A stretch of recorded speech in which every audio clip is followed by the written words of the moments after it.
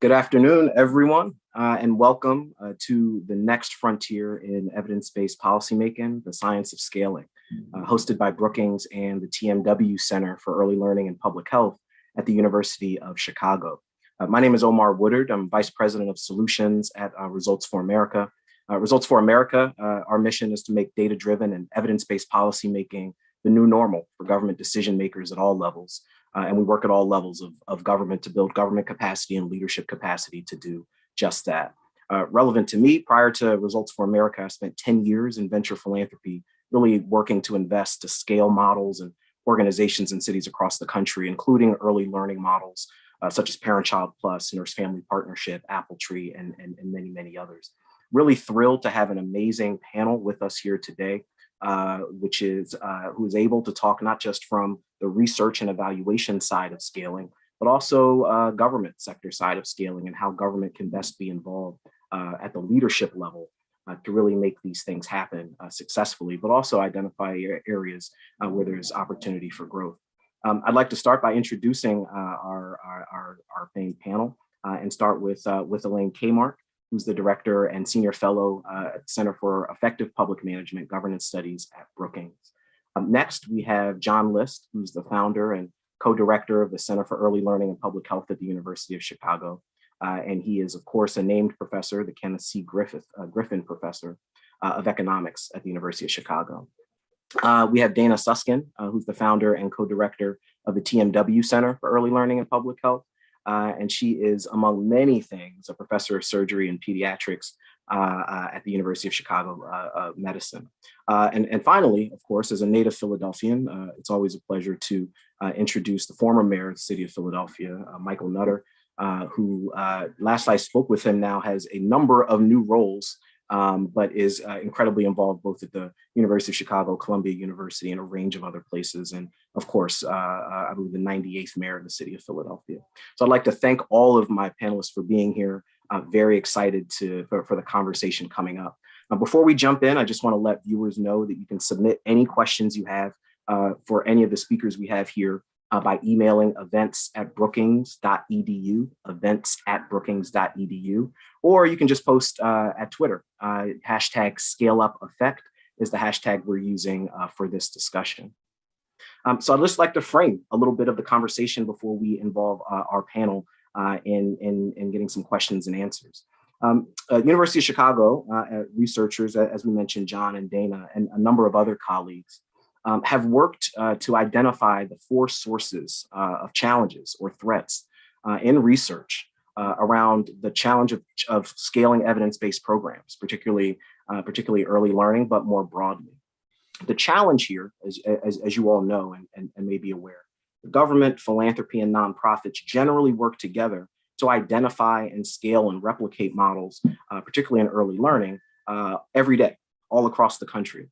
But there have been varying levels of success to that scale. And in fact, regardless of model fidelity, a real concern is there more than an art of scaling? Is there a science to scale? And what more can we learn to help local governments, state governments, nonprofit service providers, as well as funders, really figure out the best mix and configuration to ensure that scale happens and happens successfully? I want to highlight just 4 key sources and threats that the research has noted.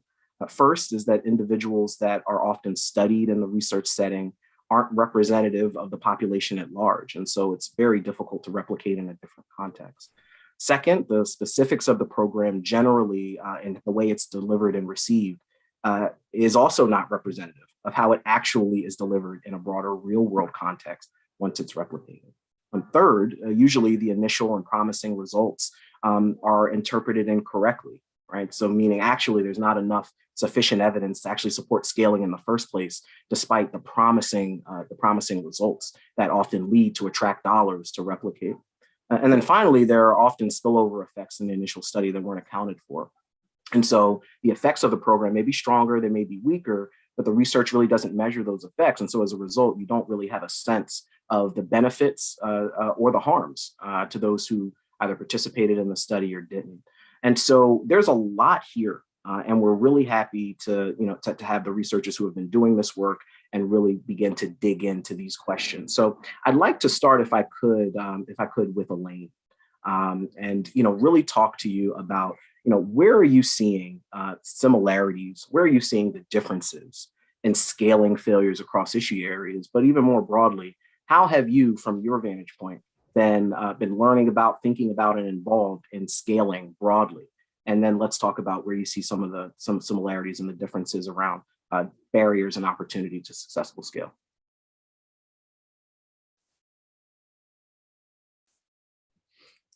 Thank you, Omar, and thank you. It's nice to be on such a distinguished panel, and welcome everyone to a Brookings webinar. Let me start by saying I worked in the federal government some decades ago in the Clinton White House trying to reinvent government. And we encountered many, many wonderful experiments that in fact failed to scale. The one that comes to mind, and I think you mentioned this in your policy brief, is this is not just the case in education, even though we have here early childhood education, but it's in all areas of government where we have promising experiments, promising research, and a failure to scale. Way back in 1993, we looked at an experiment in personnel at the China Lake Naval Weapons Center. This was very different from early childhood learning, but you'll see the similarity here in a moment. There were over 5,000 civil servants there. It was a very high-tech research center developing weapons for the Navy. And they had one heck of a problem. They couldn't retain people and they couldn't hire people. So they were losing talent all the time. They were losing scientists, they were losing researchers, and they had to change the personnel system. The GS system just simply wasn't working. They got a special exemption to do so. That experiment started in the mid-1980s. By 1986, it was a terrific success. And we went into the White House somewhat naively in 1993, thinking that we could spread this to the whole federal government. Well, we didn't. Okay, there are some aspects of that experiment, pay banding, et cetera, you can find in some agencies. TSA, the FAA have used some aspects from China Lake, but we could not scale that to the entire federal civilian workforce. The reasons why, and that brings me to my next point, is that frankly, the experiment and the research are only the beginning of the policy change process. The policy change process almost always starts with a smart academic or an educated government employee or somebody in a think tank or at a foundation doing some really interesting research. But that's only the start of the process. So I wrote a book not too long ago called How Change Happens, The Politics of U.S. Public Policy. And I urged people looking at change to do something, again, a concept drawn from the military, assess the policy battlefield. In the military, it's very good there. Everyone is taught to assess the battlefield. Well, assess the policy battlefield. And what you find when you break that down is that you have to look not just at the idea and whether the idea is good and perhaps warrants scaling, but then you have to go to areas that don't have much to do with the idea. You have to look at the inside players. You have to look at the outside players. So inside the government, you have to look at the outside players. Then you have to look at the public and whether or not there will be a public reaction. And you have to look at strategy and tactics and what kind of conflict may or may not arise from this. So we are only at the beginning of the process when we're looking at good, solid research that maybe should be scaled. And then we get into a very murky world, particularly when we're talking about government. Now, I know, Omar, you have experience in the private sector, so I don't have any experience there. I can't generalize, but I can tell you in the government sector, the good idea at the core of a momentum for change is only one step towards the change? And so I will say this is a hard question and one well worth pursuing, and I'm glad to be here with you all. Elaine, thank you so much for really giving us some more context around the broader area in which scaling takes place. It's not just in early learning, workforce development, or what have you. It's broader than that. I really appreciate that frame. I'd like to take it to John, if I could. John, we laid out kind of the 4 areas and threats, right, from your policy paper. What advice do you have for researchers and innovators, for whom scaling is important, right? The rapid spreading of what works across city to city, county to county, state to state is incredibly important, not from a competition perspective, but because every city, every leader, every mayor wants to implement the best ideas that have worked elsewhere that could work where they are. So could you give us some advice for other researchers, your colleagues or others who are challenged with this problem and are trying to address the threats that you laid out so well? Sure, absolutely. And I want to start by thanking Brookings for putting this forward, and the other panelists. Thank you very much for joining. I think from both a policy perspective and an innovation perspective, this particular question is the most important question that scientists face today in trying to make change and make policy change. So the way I think about the problem is, if I take myself back to when I first started working in Chicago Heights, which is a community just south of Chicago, I started a school for 3 to 5-year-olds. Now, in that school, the goal was to give them human capital, or to help them along in the process of these 3 to 5-year-olds. And this was called Check. Now, we received very optimistic results. So our goal was to scale the program to all of Chicago and beyond. So we went to talk to some experts, and what they told us just about uniformly is that your program will fail to scale because you will experience voltage drops. Now, a lot of you might be thinking, okay, what is a voltage drop? Now, I want you to think of it this way. If we had 100 kids in our Check program, our data show that we would help about 90 of them, or 90%. If we scale the Check program to 100,000 kids, therefore, you would hope to help 90,000 of them. But the voltage drop argument is that you will help many fewer children, maybe no more than 20,000 of them. So my question then was, why does this happen? And this is a relatively new area of study that really not only spans all of policymaking, but all of the idea generation space. On the side, I'm the chief economist at Lyft. And in many cases, we face the same sorts of questions. What are the signatures of ideas that will scale? So we got to looking at the literature, and it's very difficult to find science around this problem. So what we've done is we've used behavioral economic models to explore the science of using science. That's sort of the moniker that Dana and my team and I use. Now, as you pointed out, Omar, within that model and within the broad data, as Elaine said, the data are ubiquitous. They're all over, whether it's policy or ideas. Really, a handful of signatures of scalable ideas comes out. And Omar, you talked about 4 of them. I want to add a 5th today. So what Omar mentioned was, first of all, the evidence just isn't there to justify scaling. So the question for the policymaker then becomes, when is evidence actionable? Now, the next point is, well, were the wrong people studied? Another way to ask that question is, are the people in the original sample representative of people at large? The third bin is, the wrong situation was used. And Elaine got to this a little bit when she was talking about, well, the political will of the actors, and are the constraints that we'll have at scale, are they the same constraints that are used in the original research plan?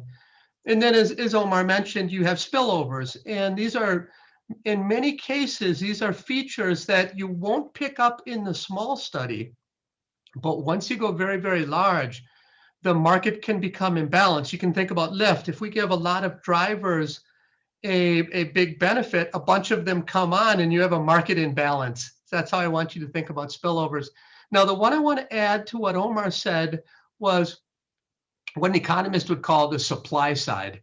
Are there diseconomies of scale when you go really large? Does it just cost a lot of money to expand your program? And in a way, I want you to think about in the original Czech program, we only had to hire maybe 20 or 30 teachers. But what happens when you have to hire 30,000 really, really super good teachers? What happens to the cost? Either the efficacy of the program will go down. Why? Because you have to hire lower quality inputs, or you have to expand the budget to keep the quality really high so you don't have a voltage drop. So now all of these 5 signatures, Omar, speak to any idea. They speak to any policy or any idea, whether it's the private sector or the public sector, they all matter. You can kind of think about Anna Karenina. Leo Tolstoy talked about all happy families are alike, and each unhappy family is unhappy in its own way. When I think about ideas or policies, if they don't satisfy these 5 threats to scalability, they'll fail regardless of how ingenious people are who are carrying them out. John, I really appreciate that. And I want to keep it in the policy context. Mayor Nutter, I'll move it over to you. I think 8-9 months into your first term, you had a crash that you had to deal with that incredibly impacted the budget of the city of Philadelphia in your first year, in your first term. I imagine what that did for your 2 terms is you had to begin to focus on what can I do that will get me impact and good results quickly with as low cost as possible. So could you talk about in your 2 terms how you approach this issue of identifying something small and growing it and sustaining it, and what some of the barriers were from your perspective, giving some of those criteria that John just mentioned? Sure. Omar, thank you, and certainly Elaine, John, and Dr. Dana. Yeah, I mean, we were rocking and rolling. I had just gotten elected in 2007. People were excited. I was the reformer, wasn't supposed to win, blah, blah, blah, all that story. And, we had a great budget, 4th of July. And then suddenly the finance director and the chief of staff came to see me. I was too new, too inexperienced to understand that when the finance director and the chief of staff need to see you, actually nothing good is going to come from that meeting. But I didn't know that, right? So, because I'm like, first year rookie mayor. And they said, well, we think we have some kind of problem, but we don't even know what's going on. This is like July, August. And then late August or early September said, no, we actually have a very serious problem. The recession had not yet been declared by the federal government, but we already saw, that summer, we were already seeing signs that something was wrong. And then the feds, federal government declared that we were in a recession. The Phillies did win the World Series that year. So, I mean, it was that little bright spot. And Barack Obama became president of the United States. So, and then the week after, 2 days after the election, I declared that the city had a $1.4 billion 5-year plan deficit. That kind of crushed the hopes and spirits of just about everybody in the city. One of the things out of that experience, and we were fortunate to have, you have to have a plan. And we had some plans, and then you have to make adjustments. And so the critical issues for us were, we have to keep providing service. We cannot run out of money. We have to keep operations going, and people still expect their trash to be picked up, potholes filled, and other fundamental services. And so when you strip it all down, we really had to take government to what is our fundamental mission? What is our daily responsibility to the citizens? They hear, they understand, maybe they blame me, maybe they blame the universe for this recession. which is very different than what people are experiencing now. We were not in a pandemic, but a recession nonetheless, which at the time was characterized as the worst recession since the Great Depression. So, I mean, that was the context of where we were. And when you're the mayor, actually, pretty much everything is your fault anyway. It doesn't matter. People are not trying to figure it out. I said, this will be a shared sacrifice. Everybody has to give up something for the greater good of the whole and for the entire city, and that certain services must be preserved. We still have to educate kids. Again, we cannot run out of money, and so fiscal integrity became a serious component. It already was, but it became a serious component because you ultimately realize you actually can't really run the place if you don't have any money, right? I mean, it sounds kind of simple, but it's real. And so you have to make some tough decisions. And that's where sticking to a plan, your own integrity, what you're willing to compromise on, what you're not willing to compromise on, and reversing, in many instances, decisions or positions that you've held for a long period of time. So for instance, I was the leading advocate for tax cuts during my entire tenure in Philadelphia City Council. And one of the first things I had to propose was a tax increase to save the city. It was hard, right? But, you know, again, running out of money or not being able to provide service or having to lay people off, I thought was even worse. And so every day we were presented with, you know, the worst choices. And the decision is, how do you pick the least worst choice that does the least amount of damage for the maximum number of people? There was a point where we literally, and I announced that we were not going to pay any of our vendors to save money. Not one of them ever stopped providing service because we committed and promised that we would pay our bills, but we needed to get through this time. And so when you talk about scale and trying new things, trying different things, you said something earlier, Omar, remind me of a little saying that I have that, you know, mayors always want to be the first to do something as long as someone else has done it before them. And so, because you need to know in the public sector, I mean, you have to know that this thing is going to work, right? I mean, you have a very limited amount of money, time, resource, and of course, the general public. And so, you know, you cannot be wasting money, you know, you can't be failing, right? And you're going to read about it on the front page of the paper the next day. As Mike Smith once said, you experience the thrill of victory and the agony of reading about it the next day.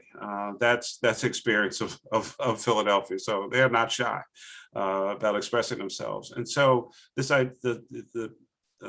what did John say? Using science for science, or, you know, using technology, using science, using facts, using data, the work that you do, you and Michelle and the whole team at Results for America, it really does help.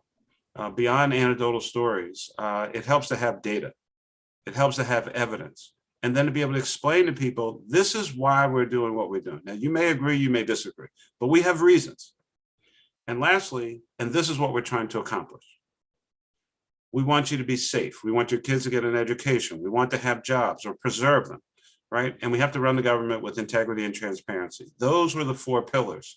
And running out of money, deep recession, whatever the case may be, we never veered from those four fundamental principles, which is what I ran on, which is what I committed to, and ultimately, which is really what saved the city and took us into the recovery period after 2011.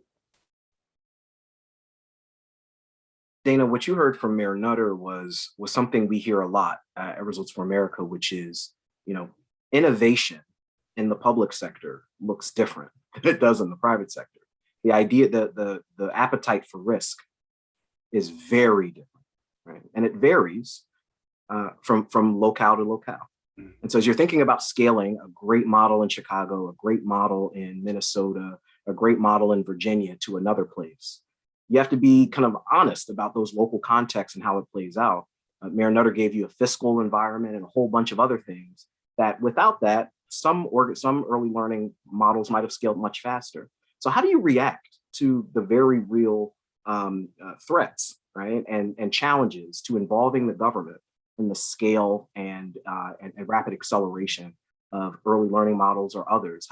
What are some of your reactions to Mayor Nutter's thoughts? Yeah, well, I think just the fact that all 5 of us are on this webinar and come from such incredibly different backgrounds speaks to the fact that this is not an easy issue to deal with. It's a multidisciplinary, you need every stakeholder as part of it. And actually, that's why I love the model of Results for America, because really everyone has their different incentives and biases. You know, as Mayor Nutter said, we all want the same thing. We want our children to be educated, people to be employed, good to happen, but we all have our different. Mayor Nutter has to keep the fiscal balance, needs to be reelected. John needs, you know, his papers published. We all need different things. And really, this is why, you know, when we think about evidence-based policymaking, in fact, almost the easiest part is the first part, figuring out programs that work, doing it on small scale. You can look at this time with COVID. Ironically, the easiest part was developing the vaccine. All right, not so easy, but that happened in rapid time. Where was the bottleneck? Getting that vaccine into, you know, our population for all the different, you know, issues with scaling. So while I don't have an easy answer, I think really it points to the fact that this science of using science is a team-based approach, which brings in all the other different complexities of human beings. I'm a surgeon. I always joke that the only people who don't come with their own biases and incentives are the patients under anesthesia. But otherwise, at every level, we have to deal with it. But on the other hand, if we are ever to reap the benefits of science as the basis of social change, this is what we need to do. And that's why it's exciting. I think Elaine's point that this is not just an early learning issue or workforce issue, it is an issue at every aspect of government. And I think actually Clinton, who you were in his, during his time period, said something to the effect, there are interventions to address almost any issue. We have no lack of evidence-based interventions, but having those scaled and impact at a population level becomes much less. And this is why this is the next stage of evidence-based policymaking. So, can I? Please, Mayor. Yeah, I would say, Dr. Dana, but I'm increasingly nervous, especially given what we've just all been through for the last 15 or so months, that I mean, now even science is under question. Science is under attack. If we had stuck with science back in March of 2020, I think it is without dispute, fewer people would have died or gotten sick, and the recovery would have gone that much quicker if we had stuck to science and the understanding of science. And this is where the other thing I didn't talk about, which is, of course, this is where politics and personalities come into play, which, you know, I mean, there's virtually no equation for that. As much as there are equations in economics, there are equations in science, in Elaine's work and Results for America, the variable of politics and personalities, you know, I don't know where you put that. You know, on the blackboard.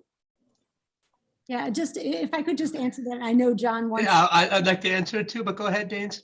Elaine too. Everyone wants to jump in. I'll go Dana, then Elaine, then John.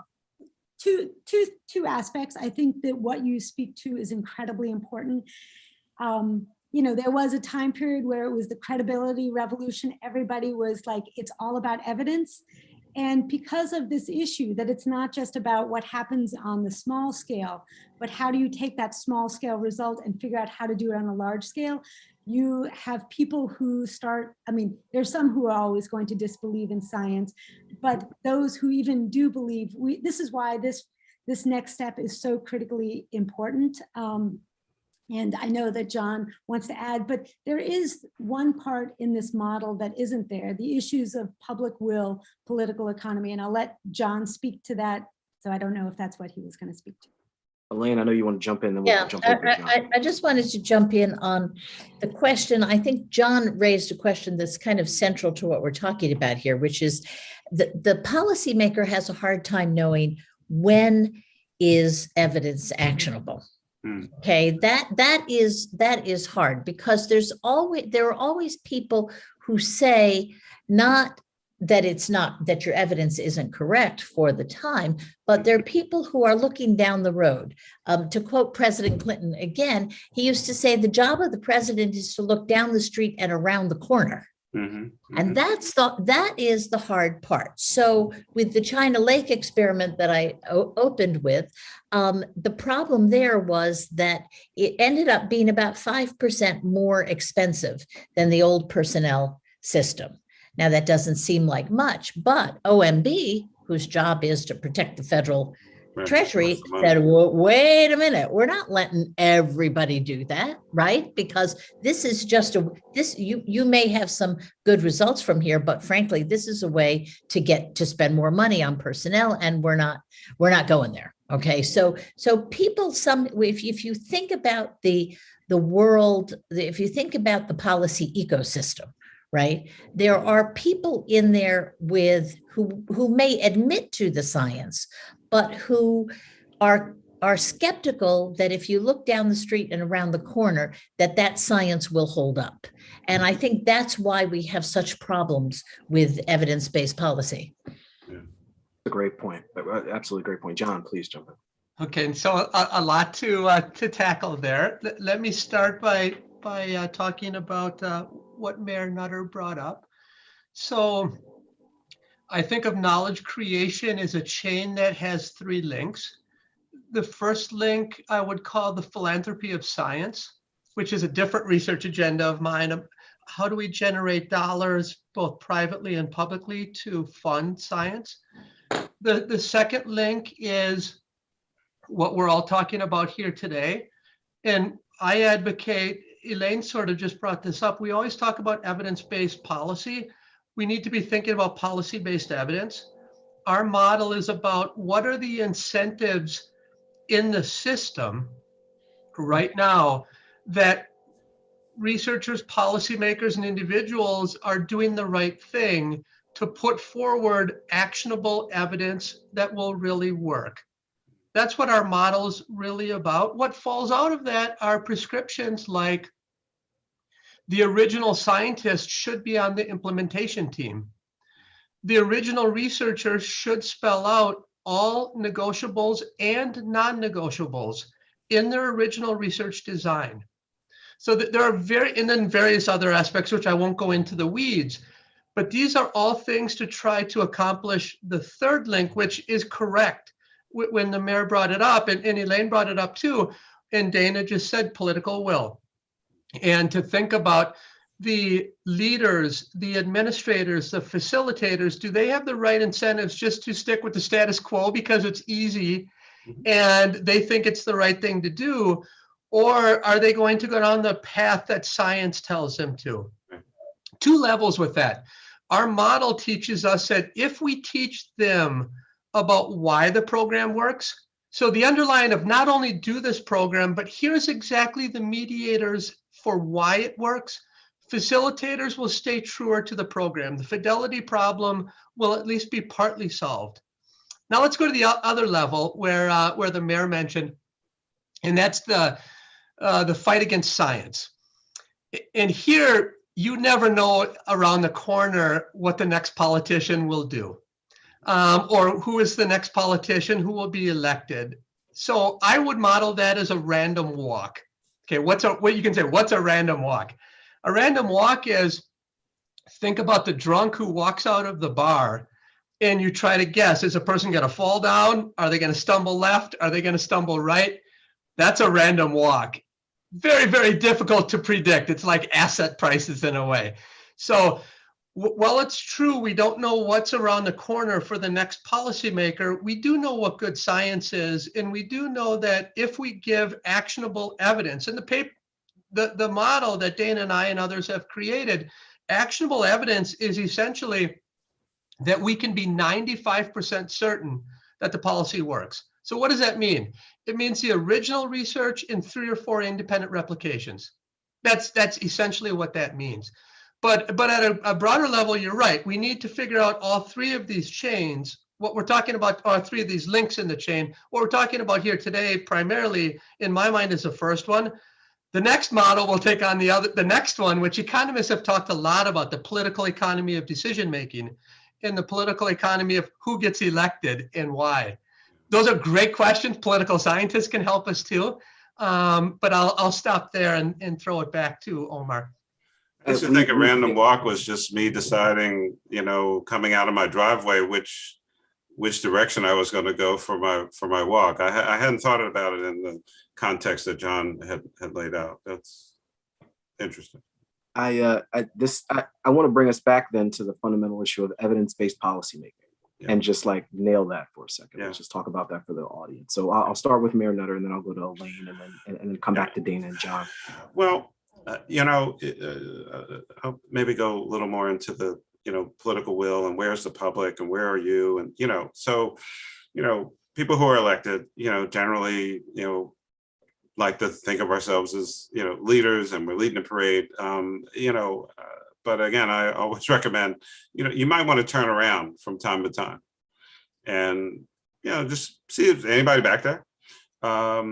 Often we can literally be ahead of our public, which is a real challenge, really, because you're, as Elaine talked about, and I do remember the president saying that, looking down the street and around the corner, and sometimes you do actually know or have a really good sense of what's around that corner, but you've still got to go on that straight path first to get there. And sometimes people can't see the same things that you see. And so one of the important qualities of leadership is you have to bring people with you.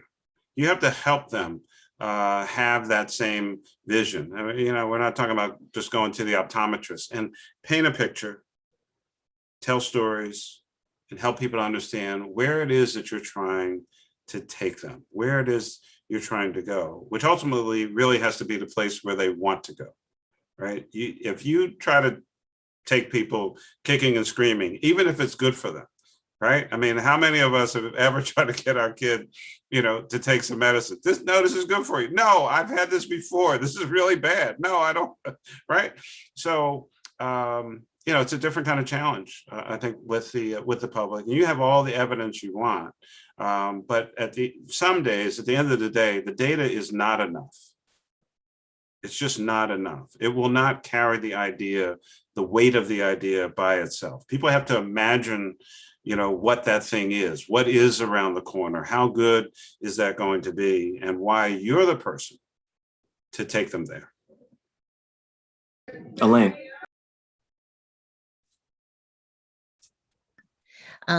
Let me take off from that.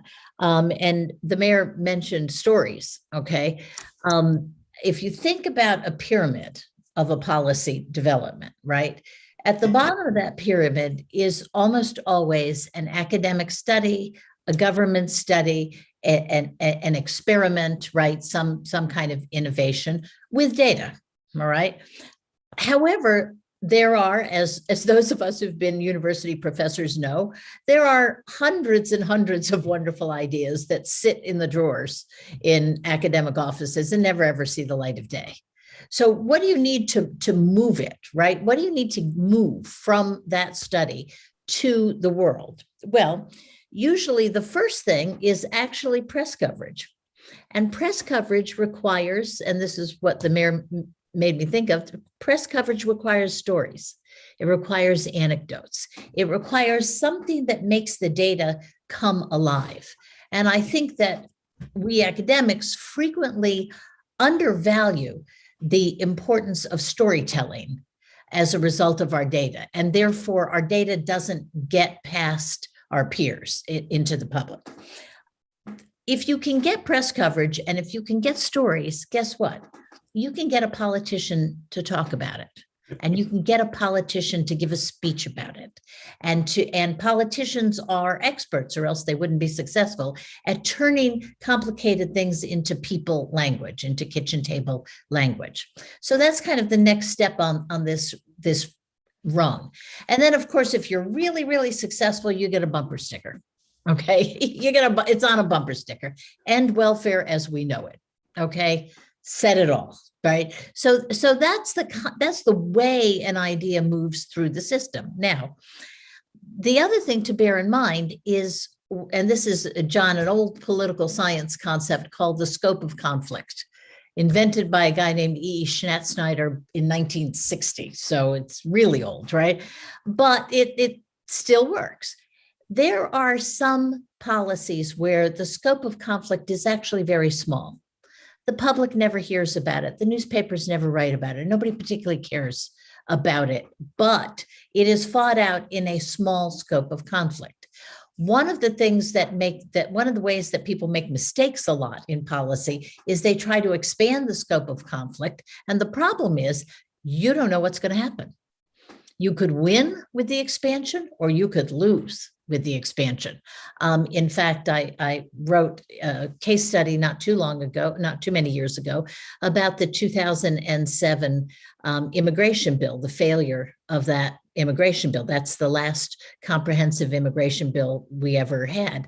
And one of the reasons it flopped was because they expanded the scope of the conflict, created a massive counterweight, and the two coalitions that might have come together to pass it simply collapsed at this weight. So there's a lot of things that move, when you move beyond the evidence, have an impact. And the evidence itself can be good, it can be bad, or cannot matter at all. Now, third point I want to make, and then I'll shut up, okay, is that sometimes there's contradictory evidence. So I will call your attention to the failed climate change bill in 2010 under Obama. Okay, that thing just died. Why? Well, because John Kerry, who was one of the lead senators, was saying this will cost Americans no more than a postage stamp a month, which doesn't seem like very much money. And other politicians were saying, no, your electricity bills are going to go up by $4,000 a month. And each of them had their own methodology, right? And the own way that they had figured out their evidence. I mean, there wasn't any baloney in this. It was just a different way of going about it. Well, the politicians said, not us. We're not going there, because we don't know which one of these evidences, right? We don't know which model is going to be the one that works. And the whole thing fell apart. They never called it up for even a vote on the floor of the Senate. So that's why the evidence alone exists in a very, very big ecosystem that's pretty complicated. Start with Dana, then go to John. There's a lot there for you all, so feel free to go ahead. The only thing I would add here is, data and evidence is clearly not enough. There's a lot more storytelling that needs to be had in order to translate research into actionable next steps for policymakers to go forward. But what does that mean for researchers? What does that mean for the folks who are early on gathering the data, collecting the data, and just putting it out there? What obligation is there for them to continue on the path of that journey and not just pass it off, hoping that policymakers will do the right thing? Yeah, I'll start off, and I'll answer it in two bits. But I'll answer the easier part of it. What is the obligation of the researcher? I think what's so critically important when you're thinking of these new innovative ideas, it really gets to John's point that it's not just about developing future evidence-based policies, but really putting yourself in the shoes of the policymaker and the practitioner. You do no good by developing programs that are the Cadillac of all programs that are unattainable and incredibly expensive. So I think that part of this next journey is really getting researchers to start thinking in that way. So that's the easier part. The more difficult part is, how do, we've brought the population along. I think most people would say, look, data and evidence, are critically important. We want evidence-based policies without really starting to tackle this next step of how you take these policies to scale. And, I come from the world of medicine where it's complicated, but not quite as complicated. I'm a surgeon, and there's nothing easier than going into the operating room. I have an evidence-based piece of technology that I implant into a little child who's born deaf, and suddenly they're able to hear. But what's very interesting in my own journey, and why I'm in the world of social sciences, is that you can start off with this incredibly important piece of evidence-based technology or intervention, put the implant in, and that really lays bare just this gap between what happens next and the fact that all the difficult stuff, education, intervention, etc., is much harder to implement. And towards that end, related to bringing the population along, I think having them understand that the promise of evidence-based policymaking requires us to go to this next step and really think about it in a detailed way. And I think one of the best ways to share this information is, at this point, most of the population believes in general in the power of medicine and evidence-based medicine. And sharing the stories that 50 years ago, and I get this story from Jack Shonkoff, 50 years ago, when I was born, a little bit longer, the results, if you were a child with leukemia, of survival were in the single digits, right? You fast forward 50 plus years, you have a 95, 97 plus survival rate. I mean, evidence, in science works for changing the trajectories of lives. At the same time, 50 plus years ago, we have one of the most famous evidence-based early childhood interventions, abecedarian. Abecedarian not only showed huge impacts, it was early childhood as you would wish every child, education that you wish every child could have. It started in 0 to 5. It had huge impacts on the children, both from an IQ, test score, workforce development, teen pregnancy, but it had huge spillovers. It had huge spillover effects for their moms. Their moms increased their education and employment. You look at these two interventions, huge impacts for children with leukemia now. You look at abecedarian, we have tried repeatedly, it has failed to scale. The promise of this incredible program has failed to scale, and really allowing people to know that because we haven't scaled it doesn't mean that program didn't work. We just need to take it to the next step. And I'm not a powerful storyteller, but these stories need to be shared. So, because it's hard work, it's not easy, but if we don't do it, we will never get the promise. But I will stop there. Yeah. So those are 3 difficult acts to follow, but let me try to pick off an element from the various vignettes. And I'll start with Elaine's point about a narrative. And I think you're spot on there. When you look back to the 80s and the DARE program. So I have a book coming out titled The Voltage Effect. And in chapter 1, I talk about the DARE program of Nancy Reagan.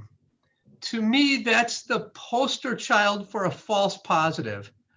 It had one set of results from Honolulu, and it could not be replicated or scaled, but the narrative was just so wonderful that it ended up getting rolled out. Narratives absolutely matter. And one manner in which we can kind of unlock the academic journals and get the ideas out is to have people like Danny Kahneman and Stephen Dubner and Stephen Levitt and Gladwell, and Dana has a popular book, write about that great science to unlock it. So I think narratives certainly do matter. And you can just look historically in the US or abroad and you'll find that. Now, Mayor Nutter, I think you make a great point about decision making. 20 years ago, when I worked in the White House, there was a rule, and I think it still holds today, that every economically significant rulemaking has to undergo a formal benefit cost analysis. Okay. And economically significant rulemaking back then was it had to have either 150 million in annual benefits or annual costs. And there were roughly 70 of those per year back then that we had to do a formal benefit cost analysis on. Now, that was just one piece of the decision process, the proceeds from that benefit cost analysis. Why? Because that's really an examination of efficiency. You know, how much greater are the benefits than the costs? But many times more important is equity. Where do those benefits and costs reside? And in many cases, when you talk to researchers about what evidence are you giving us, they say, well, the benefits are 20 million a year, the costs are going to be 5 million, so let's go ahead with the program. That's where we run adrift, because we should be talking about that's a starting point, but where are the benefits going? Where are the costs going? And is this an equitable purchase for the government to make that? And if not, we should reconsider it. We've been talking about efficiency the entire time here, whereby equity needs to have an official place at the table as well. And until we start taking equity seriously, evidence-based policy doesn't make sense. It's nonsense. It needs to be evidence both based on how big is the pie, but also how that pie is divided. Now, we can do that as researchers. You can think about multi-site trials. You can think about over space and time and people. Where do the pieces of the pie go? And that's what we should be doing as researchers. In the very beginning, in the Petri dish, figuring out, does this work and who does it work for? And is that the value proposition we want society to take? And again, that's just one piece of the discussion, but it becomes a very important piece where we can use science. I'll stop there. John, you were on a roll. That was a strong roll there, and absolutely right. We're starting to get questions in from the audience, and it's significant.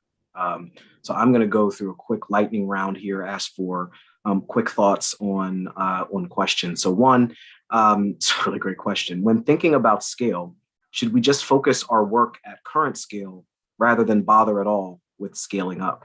I think the assumption here is, should we just improve the quality of our work at our existing footprint and deepen the quality rather than potentially watering down the quality as you broaden out? I'll start with Dana.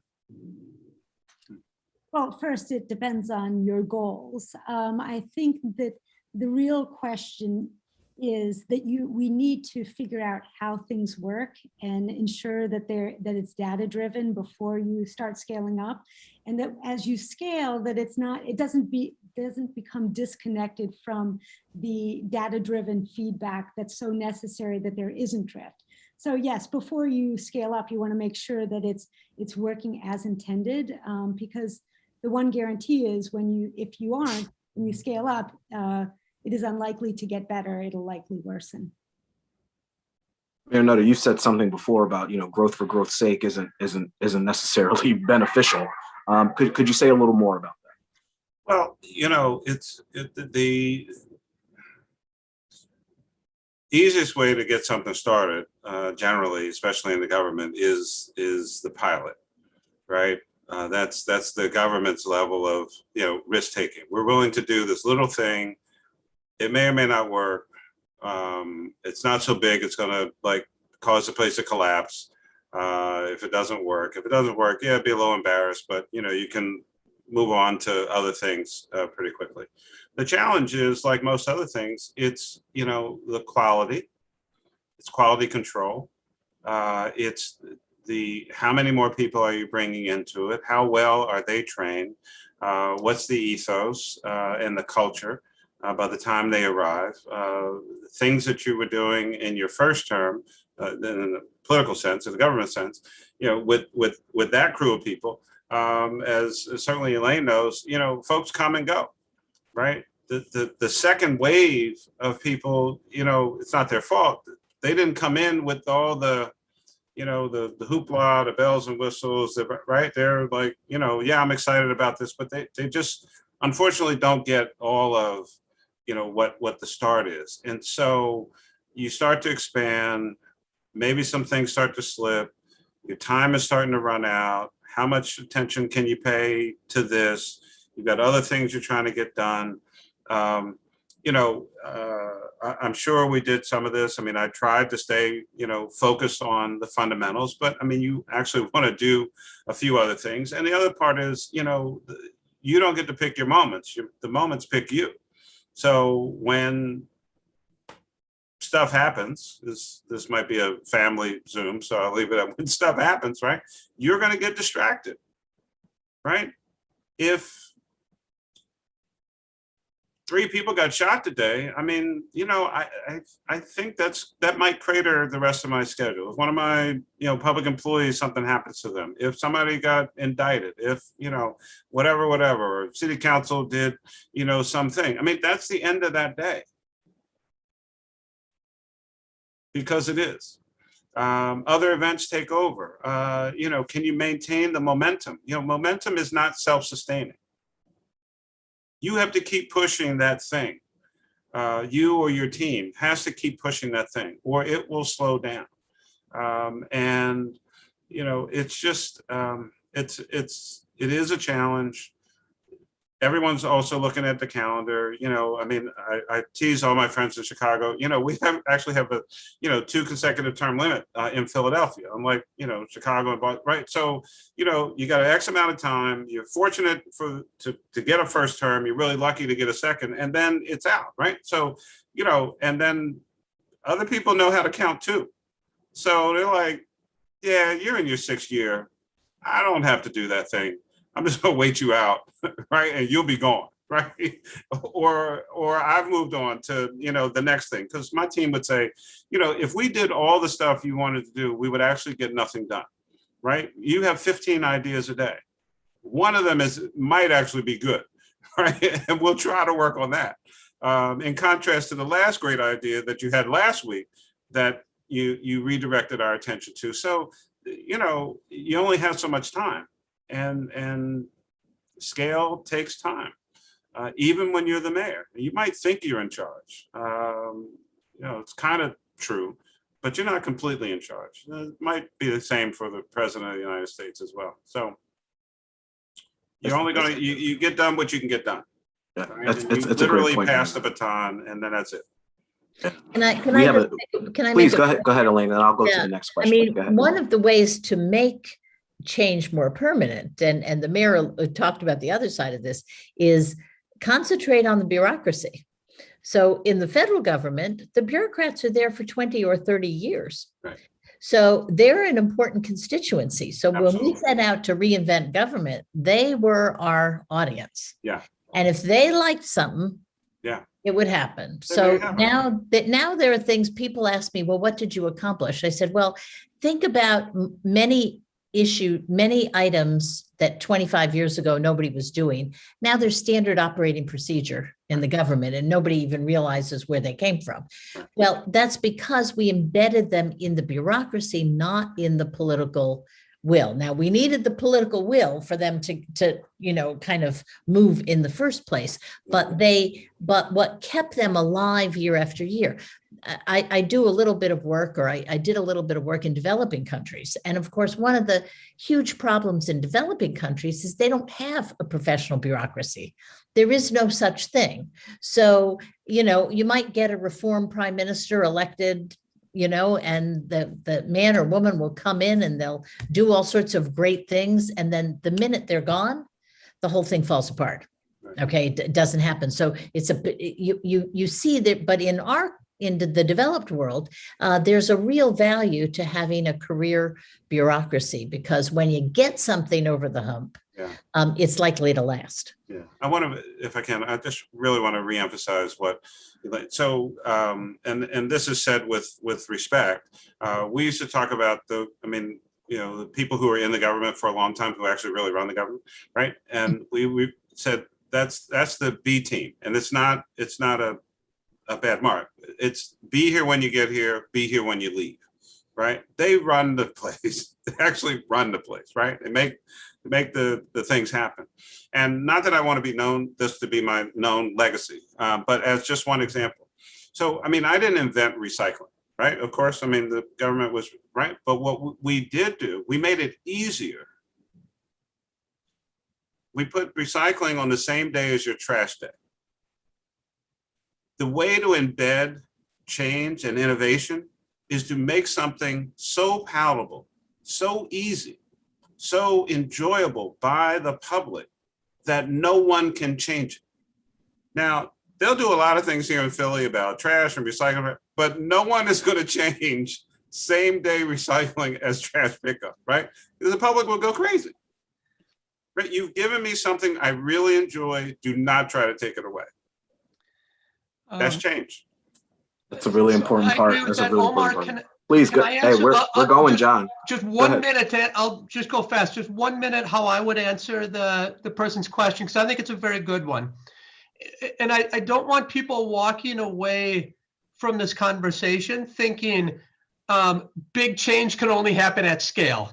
And what they told me is that it has to be large scale to matter. It's just not true.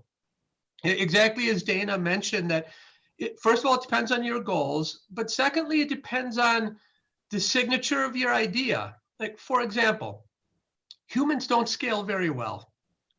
Look at the chef.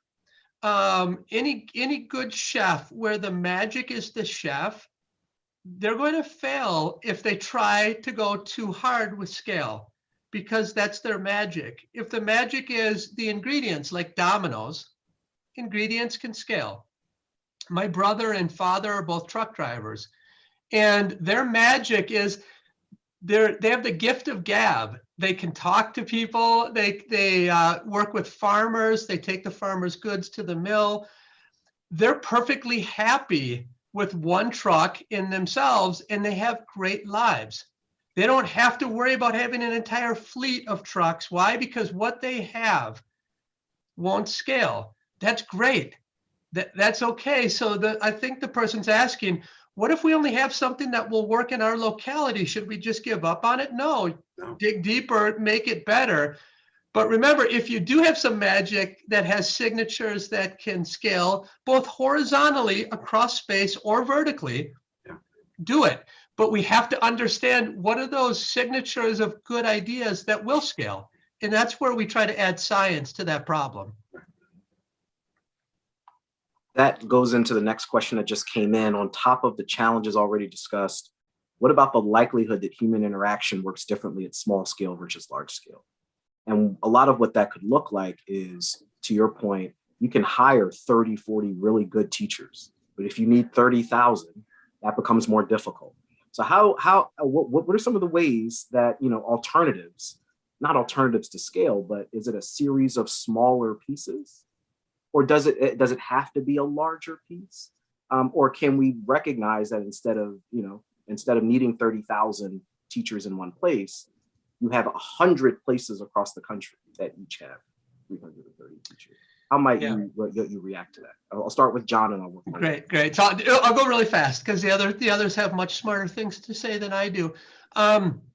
So my first point would be, it is possible in some instances to explore what the effect, for example, you brought up teacher quality, might do on the benefits. And there's a really nice academic paper written by Jens Ludwig, John Girion, and John Davis and others, that essentially what they do is they explore the nature of, let's say you only have to hire 25 teachers, but why don't you hire them across the quality spectrum? So then that's now a way to see if the high quality teachers are leading to much bigger and better results than the low quality. And now you don't have to do that at scale. You have a good replica in the Petri dish. So that's one. Our model says, just like when we do experiments where we try it on different types of people, old, young, men, women, et cetera, it's an experimental blocking on populations of people. What we argue is you should also block on properties of the situation and see what's negotiable or non-negotiable in your original research design. Because that's point one. Point two is you brought up network effects, really, which was really a wonderful point. If you look at some products like Facebook, or like any good that has network externalities, in the small scale, having Facebook isn't really very beneficial. But if a zillion other people have it, now you having Facebook is really, really beneficial. So a lot of our programs have these network type effects where you might not get them in the Petri dish, but you might have them at scale. And then we're systematically underestimating the value of programs in the Petri dish. One example is in Chicago Heights. It's a spillover example, but what we find is that we randomly put people in treatment and control. And we find if the control kids have a significant number of treatment kids who live by them, it's like they were in treatment themselves. So I think understanding in the small scale what those network externalities and spillovers look like can really give us a lot of insight about what will happen at scale. So I think that's just a wonderful question, whoever inquired. I'll turn it over to the others. Just to add to that, I don't think it's necessarily to use humans or not use humans. In general, having humans involved increases the impact and the effect of programs if done correctly. And so if you develop a program that requires a lot of human capital, understanding the different structures needed to ensure that fidelity continues to occur. So for example, in early childhood development and workforce training, we know, I mean, you're not going to put your child in a daycare a child care center that doesn't have humans. At the same time, you know that continual professional development and coaching is necessary to have the impacts. So it's less, to have humans or not have humans, but to have the right structures to ensure that the program is implemented as intended and the core drivers are involved. In that same way, having, in government with Obama, they had nudge units because behavioral nudges were all the rage and are incredibly important. In that same way, I think starting to think about having implementation units to help support different branches of government who are implementing evidence-based programs are going to be critical as well. Can I comment? Maybe I was misconstrued. I never said not to include humans. I'm just saying that humans typically don't scale. I'm not saying substitute robots for humans. As a father of 8 children, I think humans are important. Yeah, we have a tough conversation tonight. Yeah, no, I wasn't implying that. That's very funny. I want to pivot quickly. We have about 15 minutes left in our conversation, and so we're hitting a home stretch. And I'd like to spend the last 15 minutes talking about something that John had referenced earlier, which is the issue of equity and scaling. And there's a great question, which I'll read directly, which is how can we ensure that scaling up effective innovations is done in an equitable way, reaching low resource and vulnerable communities, as well as higher income populations. As we've seen with COVID vaccines, richer places receive the vaccine much more quickly than poorer places, and now many developing countries are suffering. And so I would like each of you to kind of give your point on the issues of equity as it relates to evidence-based policymaking, understanding that data and evidence can be loaded terms, right? Data collected by whom, evidence to what end, and who determines what in fact evidence is. So these are loaded terms. And so with an equity lens on it, I'd like for each of you to go around. We'll start with Mayor Nutter.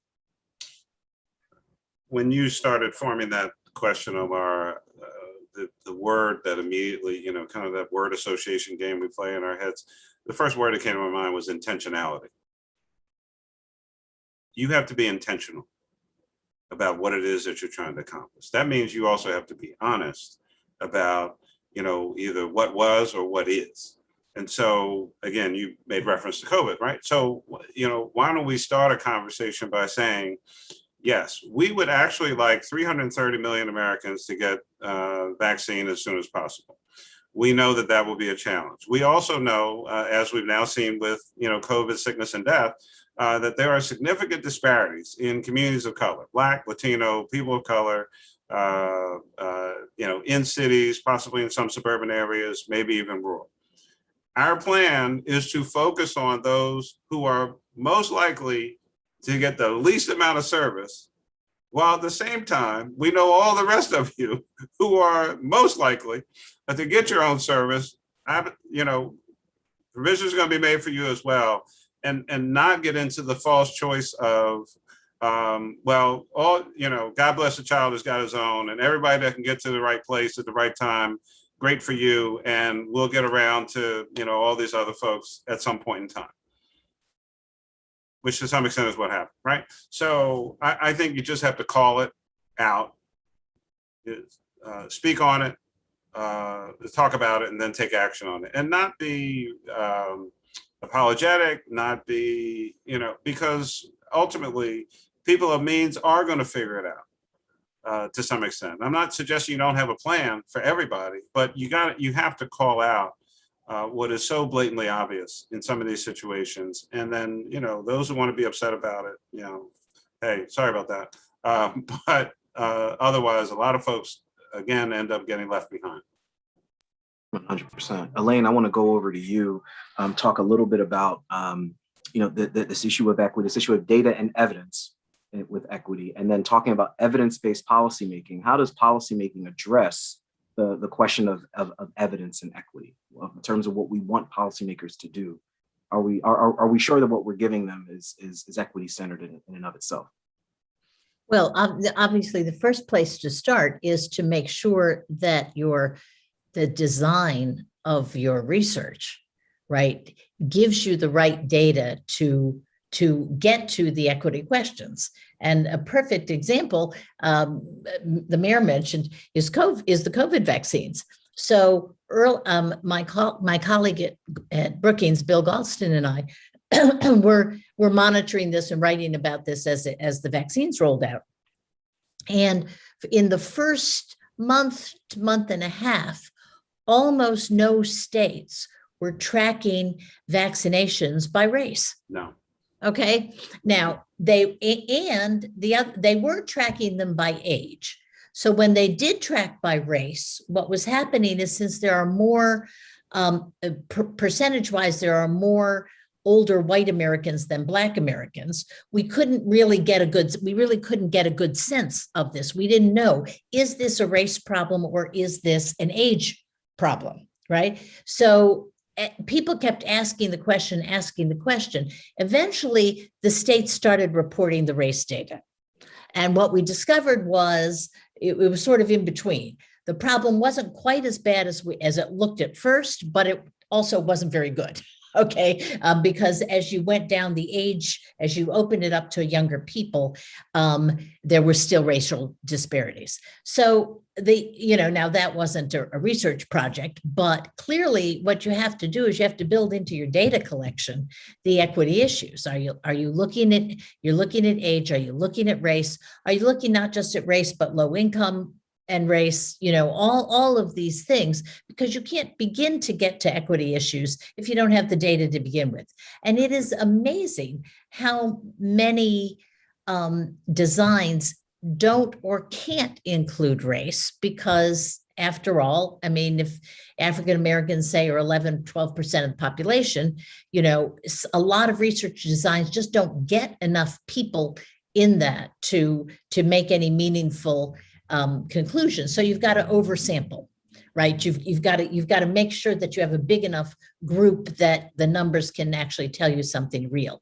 So I think that the first place to begin is actually with the design, and that is something that is difficult. And the reason it is, of course, it gets expensive.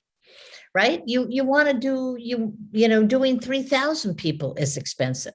Doing 3,000 and oversampling by 500 in order to get enough African Americans in sample, your costs go up. So we run into I think as researchers, and we run into real problems doing this. Now, One solution is, and the government is much better about this, the federal government, is make sure that the feds produce data by race, by age, by ethnicity, et cetera, because they're the big data collectors. They've got the ability to do it, and I think that's probably a good place to start. But if we don't have the data on equity, we can't make determinations on equity.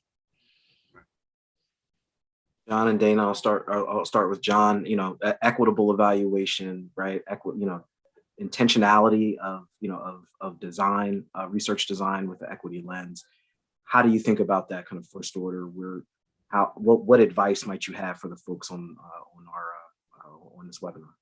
No, absolutely. It's a great question, and it's evergreen. So on the one hand, Elaine is absolutely right that where you start is in the original research. And I mentioned this earlier about multi-site trials. Sort of an ironclad rule of policymaking is that on average, the policy doesn't work, but it always works for some, but not others. So I think getting that in an honest way up front, because there's so much heterogeneity in the world, sometimes it works, sometimes it won't. When it helps one group, it behooves us to come up with other programs that might help another group. That's like first order import to generate science. But where I would add is that when the program is actually rolled out or scaled, where governments usually fail is they don't roll it out in a way where we can measure its efficacy. And they don't roll it out in a way where we can use continuous measurement to make sure that were the original promises on equity, were they actually true?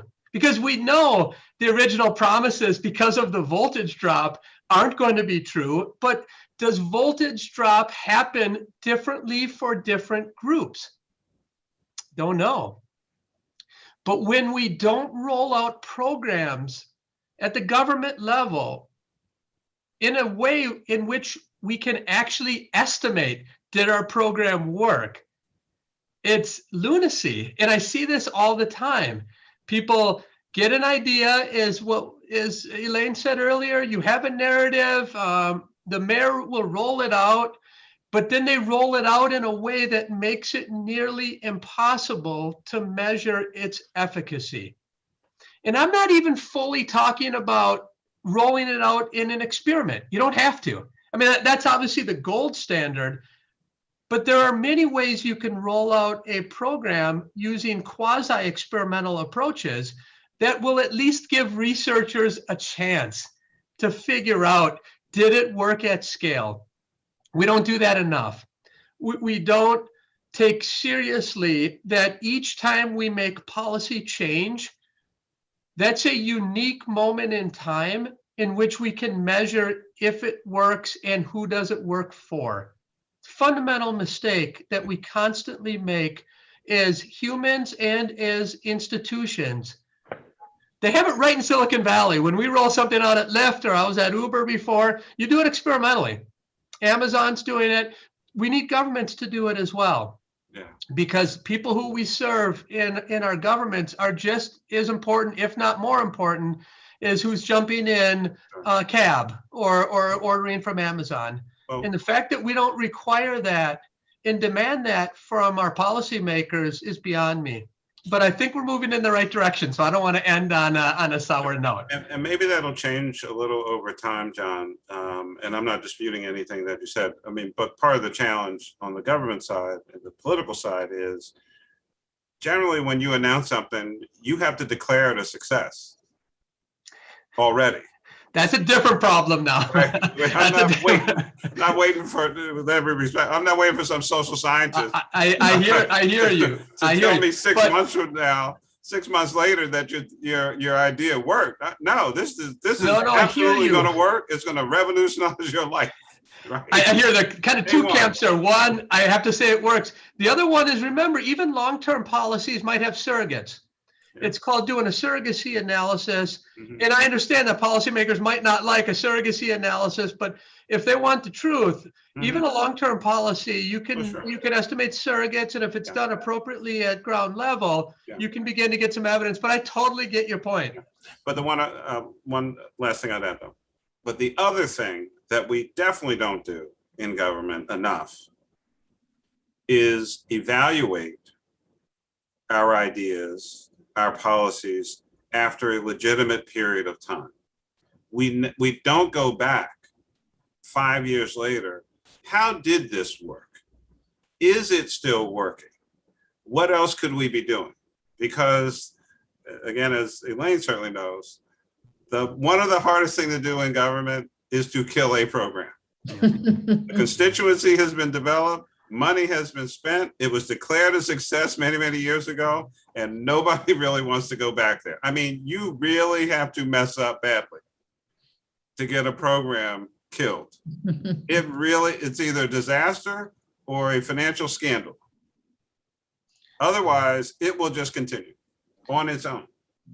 Yeah, can I comment on that, Dana? I'm sorry, I don't want to take your time, but that's an even bigger reason why we have to get it right at the beginning.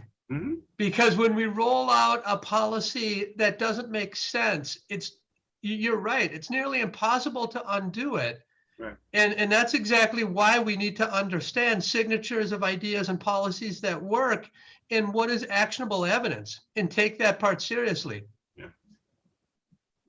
Dana, we got to get Dana in. Jumping in there. Yeah, You got to jump in. In the green room, she did threaten me with a scalpel. So I want to speak up for Dana. I'm not sure what she was going to do, but I want to speak up for Dana. It's easy to pontificate. Look, the bottom line is that I got into this work because I truly believe that science can be the core to social change, and equity needs to be a fundamental framework to go forward. So often, as Mayor Nutter notes, these advances actually only widen, gaps. And, for us to really make good on it, equity needs to be at the forefront. In addition, I think the beauty and the importance of science that populations need to buy into is that so often, and I saw this firsthand in developing programs, people so want to make positive change in the world. So every stakeholder wants the best, but so often things are sort of pushed forward based on gut and sort of ideology and these frameworks. And maybe we need to just clone Omar and results for America embedded into the bureaucratic aspect of government will ensure that, because there are so many, so many different issues related to all stakeholders, and we need someone holding our country accountable and our policies and our researchers accountable. So I don't have much to add other than, this is a critically important aspect to the work. Equity is at the core. We're good with the one Omar here in Philly. Oh yeah, I think so. Not sure we could take a second one. Is Omar scalable? I guess. I don't know. I doubt it. Listen, we have now 5 minutes left. I want to give the opportunity for each of you to provide a 1 minute kind of close on what you heard today, some high level reflections. I'll start with Elaine. If you could just kind of provide your overview, brief thoughts, and or advice for those who are listening. We had over 800 people sign up. We have close to that number who are participating. So any thoughts you have, final thoughts would be wonderful. All I'll add is on the final discussion here, there is the Evidence-Based Policy Making Act of 2018, and the federal government is supposed to be, when it designs new programs, it is supposed to be including a comprehensive evaluation of the program in the legislation. So that's a huge step forward. Now, of course, as those of us in Washington know, there is a difference between authorizing something and appropriating it, which means that sometimes these things are in the legislation, but nobody ever gives them any money to do it. So they don't always work. But I think that was a big step forward. And it gets around the political problem that we've talked about so much here, because what it allows is a program to go on. Sometimes you need a lot longer than a president's term in office or a mayor's term in office to figure out if something's going to work, because after all, the bureaucrats who are implementing it, they're doing fine tuning as they go along, right? They're fixing this and they're fixing that, and they're saying, oh, that doesn't work and this doesn't work. So sometimes it just takes a while to see if something's worthwhile or not. Therefore, having it embedded in the legislation from the beginning is, I think, a very important step towards getting evidence-based policy in our political and governmental life. Elaine, thank you so much for a wonderful almost hour and a half. It's a great conversation so far. I'll go over to John. Yeah, thanks, Omar. And once again, I want to thank Brookings for putting this together, and the other panelists. Thanks so much for participating. Now, for my 1 minute, I want to go back to when I worked in DC. I learned a very harsh lesson early on. I learned that you have to evaluate the effects of public policy as opposed to intentions. Now, we spend billions on governmental social programs every year, from welfare to jobs to education to new mothers to various health programs, all great policies on the face of it. Now, improving the quality of our lives should, of course, be the ultimate target of these public policies, but the public policies can only deliver fruits if they're based on reliable tools to measure their improvement. What we're advocating here today is the only way to achieve that goal is to understand the science of using science. Now, our research advocates flipping the traditional knowledge creation model from evidence-based policy to policy-based evidence. What does this call for? This calls for scholars to place themselves in the shoes of policymakers whom they're trying to influence, understand the constraints at scale, and when you put forward successful interventions, you should look at what it looks like fully implemented in the field, applied to the policy relevant subject population, sustained over a long period of time, in working as it is expected because its mechanisms are understood. In the end, experimental techniques and empiricism have been just a great boon for policymaking in the past several decades, but we're really never going to achieve the great promise of science until we understand the science of using science.